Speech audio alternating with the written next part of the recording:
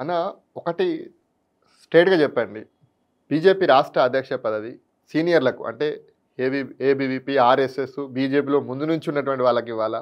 లేపోతే మీలాగా ఇతర పార్టీ నుంచి వచ్చినటువంటి వాళ్ళు గాని, లేపోతే ఉద్యమం నుంచి వచ్చినటువంటి వాళ్ళు గాని వాళ్ళకివ్వాలా అసలు బీఆర్ఎస్ ప్రస్తుత బీజేపీ రాష్ట్ర అధ్యక్ష పదవి? మరి జాతీయ పార్టీ ఎవరు సూటబుల్ అవుతారు ఈ దఫా? హ్మ్. ఈ రాష్ట్రంలో బీజేపీ అధికారంలోకి రావడానికి అన్ని రకాల వాతావరణం ఉంది. అవును. మొన్న చూసిన పార్లమెంట్లో 35% ఓటు వచ్చింది. అసెంబ్లీలో కొంత తేడా కనిపించు. అందరినీ కలుపుకొని కొత్త పాత అని లేకుండా ఇటు సాంప్రదాయ ఓట్ బ్యాంకుని కవర్ చేసుకుంటూ, ఉద్యమంలో ఉన్నటువంటి వ్యక్తుల్ని కవర్ చేసుకుంటూ, సాంప్రదాయంగా మొదటి నుంచి పనిచేసిన సీనియర్స్ని కవర్ చేసుకుంటూ, అందరినీ కవర్ చేసుకొని కోఆర్డినేషన్ చేసుకుంటూ ఏ నాయకుడైతే పోతాడో ఇప్పుడు రాబోయే అధ్యక్షుడికి ఇచ్చే లక్ష్యం ఒకటి, డెఫినెట్గా భారతీయ జనతా పార్టీని అధికారం తేవాలని లక్ష్యంతో వస్తాడు. కాబట్టి అందరితోటి కలిసి పనిచేసుకొని, అందరినీ సమన్వయంతో పాటిస్తూ, అందరినీ కోఆర్డినేట్ చేసుకొని, ప్రజలతోటి మమేకమై పనిచేసి చేసే నాయకుడికి అవకాశం ఉంటుంది. ఆ నాయకత్వంలో మాకు లోపాలు లేవు. ఆ నాయకంలో అనేక మంది నాయకులు, పటిష్టంగా పనిచేసే నాయకులు ఉన్నారు. అరవింద్ గారు ఉన్నారు, సంజయ్ ఉన్నారు, అదేవిధంగా ఈటల రాజేందర్ గారు ఉన్నారు. అట్లా చెప్పుకుంటూ పోతే చాలామంది ఉన్నారు. సీనియర్స్ ఉన్నారు, జూనియర్స్ ఉన్నారు. అందరూ కలిసి పనిచేసుకుంటారు. నాయకుడు అనేవాడు ఒక అధ్యక్షుడి స్థానమే. కానీ నిర్ణయాలు తీసుకుంటే ఒక కమిటీ ఉంటుంది. రాష్ట్ర కమిటీ కలిసి నిర్ణయం తీసుకుంటారు, కోర్ కమిటీ కలిసి నిర్ణయం తీసుకుంటాం. నాయకత్వ సమస్య అసలే కాదు, అధ్యక్షుల సమస్య అసలే కాదు. ఈ దఫా ఏ అధ్యక్షుడు వచ్చినా రాజకీయ భవిష్యత్తులో భారతీయ జనతా పార్టీ తెలంగాణలో అసెంబ్లీలో 100% గెలిచే అవకాశం ఉంది. ఎందుకు ఈ మాట అంటున్నంటే, బీఆర్ఎస్ పార్టీని 10 సంవత్సరాలు చూశారు. వాళ్ళ పాలన ఎట్లుంటుందో చూశారు. కాంగ్రెస్కి అవకాశం ఇస్తే వీళ్ళ పాలన చూశారు. ఇవాళ కాంగ్రెస్ని చూసిండ్రు, బీఆర్ఎస్ని చూసారు. ఒకసారి బీజేపీకి అవకాశం ఇద్దామనేటువంటి ఉద్దేశంతో ప్రజలు ఉన్నారు. మొన్న ఎమ్మెల్సీ ఎలక్షన్స్ 2 ఎమ్మెల్సీలు, graduate MLC and teachers MLC. ఎవరైనా అనుకున్నారా బీజేపీ గెలుస్తుందని? కొంత వాతావరణం ఉండే అక్కడ ఉత్తర తెలంగాణలో, కానీ గెలిచే వాతావరణం ఉందని అనుకోలేదు. కానీ ఉత్తర తెలంగాణలో 2 సీట్లు గెలిచినాం ఏకంగా. ఎందుకు? ప్రజలు ఇవాళ బీజేపీ వైపు, ముఖ్యంగా యువత, చాలామంది బీజేపీ రాజకీయ పార్టీ, మిగతా పార్టీలు అర్థం కాని బీజేపీ ఏంటంటే, అవునన్న కాదన్న ఈ దేశంలో హిందుత్వవాదం పెరిగింది. డెఫినెట్గా మేము అది మేము యాక్సెప్ట్ చేయాలి. న్యూట్రల్గా ఉన్న వాళ్ళకు కూడా వాళ్ళకి అర్థం కావాలి. ఇవాళ బీజేపీ ఒక్క గ్రామంలో ఒక్క క్యాండిడేట్ కూడా జెండా పట్టుకునే రోజులు చూసాం మనం.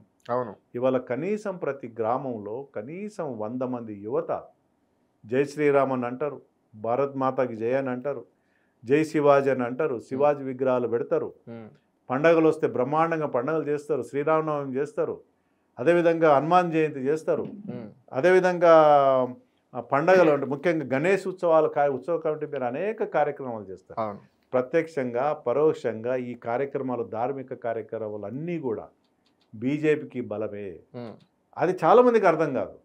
అంటే దాని ద్వారా బీజేపీకి ఎట్లా అంటే ఒక పోలరైజేషన్ ఈ దేశంలో మతపరమైన పోలరైజేషన్ జరుగుతూ ఉంది. జాతీయ భావం పెరుగుతూ ఉంది. తగ్గడం లేదా, రోజు రోజుకు పెరుగుతూ ఉంది. యువత కొత్తగా వచ్చినటువంటి 20% 30% యువత ఇవాళ జాతీయ భావంతో ఉన్నారు, హిందుత్వ భావంతో ఉన్నారు, ఇలాంటి ధార్మిక కార్యక్రమాలు చేస్తూ ఉన్నారు. కాబట్టి భారతీయ జనతా పార్టీకి బలం అదే. కాబట్టి నాయకులు ఎవరున్నా ప్రజలు ఓట్లేయడానికి సిద్ధంగా ఉన్నారు. మా నాయకత్వం ఇంకొద్దిగా ముందుకు అడుగు వేసి అందరినీ కోఆర్డినేట్ చేసుకుంటే 100% రాబోయే రోజుల్లో తెలంగాణలో భారతీయ జనతా పార్టీ జెండా ఎగరవేయడం ఖాయం. అంత బాగానే ఉంటుంది. భారతీయ జనతా పార్టీ ఉప ఎన్నికల్లో కానీ, ఎమ్మెల్సీ ఎన్నికల్లో కానీ, స్థానిక సంస్థల ఎన్నికల్లో కానీ, జిహెచ్ఎంసీ ఎన్నికల్లో మంచి ప్రదర్శన చూపిస్తుంది. కానీ సమయానికి అసలైన ఎన్నికలు వచ్చినప్పుడు బీజేపీ చతికిల పడుతుంది. గత అసెంబ్లీ ఎన్నికల్లో కూడా అదే జరిగింది కదా. ఈ దఫా అట్లా జరగదు. గుణపాఠాలు నేర్చుకుంటాం కదా సహజంగా. ఎవరైనా తట్టుదలిన బట్ట కట్టుకున్నట్టు గతంలో జరిగినటువంటి తప్పిదాల కారణంగా ఆ గుణపాఠాలు నేర్చుకుంది పార్టీ. డెఫినెట్గా భవిష్యత్తులో అది పొరపాటు జరగవు. సమిష్టిగా అందరు కలిసికట్టుగా భారతీయ జనతా పార్టీ గెలిపించుకోవడానికి భారతీయ జనతా పార్టీ కార్యకర్త పనిచేస్తున్నాడు. భవిష్యత్తులో భారతీయ జనతా పార్టీ గెలిచే అవకాశం. గత అసెంబ్లీ ఎన్నికల్లో బండి సంజయ్ని అధ్యక్ష పదవి నుంచి తొలగించి కిషన్ రెడ్డికి అధ్యక్షుని చేయడంతో భారతీయ జనతా పార్టీ ఓడిపోయింది. కేవలం 8 స్థానాలకు మాత్రమే పడిపోయింది. కాంగ్రెస్ పార్టీకి కొంత లైన్ క్లియర్ అయిపోయింది. ముఖ్యమంత్రి గారు రేవంత్ రెడ్డి అవి కూర్చున్నాడు అంటే ఏం చెప్తారు? పార్టీలకు అతీతంగా ఈ చర్చ ఉంది. నేను ఆ చర్చను డినై చేయడం లేదు. కాంగ్రెస్ పార్టీ నాయకులు కలిసిన, బీఆర్ఎస్ పార్టీ నాయకులు, బీజేపీ నాయకులు కలిసిన ఒక పోరాటం పట్టిమ కలిగినటువంటి బండి సంజయ్ లాంటి నాయకులు తప్పియడం అనేది పొరపాటు జరిగిందని మా పార్టీ నాయకత్వం కూడా గుర్తించి వెంటనే ఏ కారణం చేతనో ఎవరికి తెలియదు, ఏ కారణం చేతనో మిస్మేనేజ్మెంటా, మిస్కమ్యూనికేషనా ఏదో జరిగింది. వెంటనే మా పార్టీ గుర్తించింది, వారికి జాతీయ ప్రధాన కార్యదర్శి చేయడం జరిగింది. మొన్న ఎంపీ సీట్ గెలిస్తే కేంద్రంలో మంత్రిలో అవకాశం ఇవ్వడం జరిగింది. రాష్ట్రంలో కిషన్ రెడ్డి గారికి అవకాశం ఇచ్చి ఒక పెద్దవాళ్ళు కాబట్టి అందరు కోఆర్డినేట్ చేసుకుంటూ అనుకున్నారు. ఇవాళ మళ్ళీ కొత్త నాయకుడు అందరినీ కలుపుకొని పోయే నాయకుడిని మా జాతీయ నాయకత్వం ఎన్నుకుంటుంది. అది సమస్య కాదు, నాయకత్వ ప్రాబ్లం అసలే కాదు. గత అసెంబ్లీ ఎన్నికల్లో మీరు బండి సంజయ్ని అధ్యక్షుని తొలగించి కాంగ్రెస్ పార్టీకి లైన్ క్లియర్ చేశారు. ఇందులో ఉన్నటువంటి కోణం ఏంటంటే జాతీయ పార్టీలు అయినటువంటి కాంగ్రెస్ కానీ బీజేపీ కానీ ప్రాంతీయ పార్టీలను లేకుండా చేయాలి. ముఖ్యంగా తెలంగాణలో బీఆర్ఎస్ పార్టీని లేకుండా చేస్తే కాంగ్రెస్ బీజేపీ పార్టీలే ప్రధానంగా మిగులుతాయి అనేటువంటి ఆలోచనతోటే ఈ యొక్క గేమ్ ఆడినట్టు కనబడుతుంది. అందుకే బీఆర్ఎస్ పార్టీని లేకుండా చేయాలనే ఉద్దేశంతో కాంగ్రెస్ పార్టీకి లైన్ క్లియర్ చేశారంటే ఏం చెప్తారు?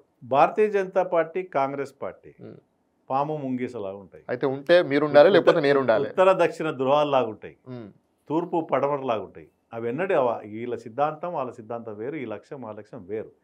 భారతీయ జనతా పార్టీ ప్రాంతీయ పార్టీని కనుమరుగు చేయాలనుకుంటే ఇవాళ ఎన్ని ప్రాంతీయ పార్టీలతో మేము పొత్తు పెట్టుకోవాలి? బీహార్లో ప్రాంతీయ పార్టీతో పొత్తుంది, జేడీ తోటి. అదేవిధంగా మహారాష్ట్రలో స్థానిక పార్టీతో పొత్తు, శివసేన లాంటి పార్టీలతో పొత్తుంది. కర్ణాటకలోకి వచ్చేసరికి మేము స్వతంత్రంగా ఉన్నా, ఇవాళ జేడీఓ తోటి ఉన్నాం. ఆంధ్రప్రదేశ్కి వచ్చేసరికి తెలుగుదేశం పార్టీ జనసేనతో పట్టి ఉన్నాం. తెలంగాణలోకి వచ్చేసరికి అదే మాట చెప్తున్నాం, భవిష్యత్తులో ఇక్కడ తెలంగాణలో ఎన్డీఏ భాగస్వామ్య పార్టీలతో పొత్తు ఉండొచ్చు. కాబట్టి ప్రాంతీయ పార్టీలకు భారతీయ జనతా పార్టీ వ్యతిరేకం కాదు. ఎక్కడైతే బలంగా ఉంటామో అక్కడ స్వతంత్ర పోటీ చేస్తాం. ఎక్కడైతే భారతీయ జనతా పార్టీకి బలం ఉండదో అక్కడ స్థానికంగా ఉన్నటువంటి ప్రాంతీయ పార్టీతో కలిసి పనిచేసుకుంటే, అసలు ఈ దేశంలో ప్రాంతీయ పార్టీని లేకుండా చేసిందే అనేక సందర్భంలో కాంగ్రెస్ పార్టీ. ప్రాంతీయ పార్టీని చీల్చింది కాంగ్రెస్ పార్టీ. ఒకప్పుడు తెలుగుదేశం పార్టీ, బలమైన తెలుగుదేశం, ఎన్టీ రామారావు తప్పించింది కాంగ్రెస్ పార్టీ. తర్వాత ఎన్టీ రామారావుని పెద్ద పోరాటం ద్వారా ఎన్టీ రామారావు తీసుకొచ్చిన పార్టీ కాంగ్రెస్ పార్టీ. కాబట్టి కాంగ్రెస్ పార్టీ లక్ష్యం వేరు, భారతీయ జనతా పార్టీ లక్ష్యం వేరు.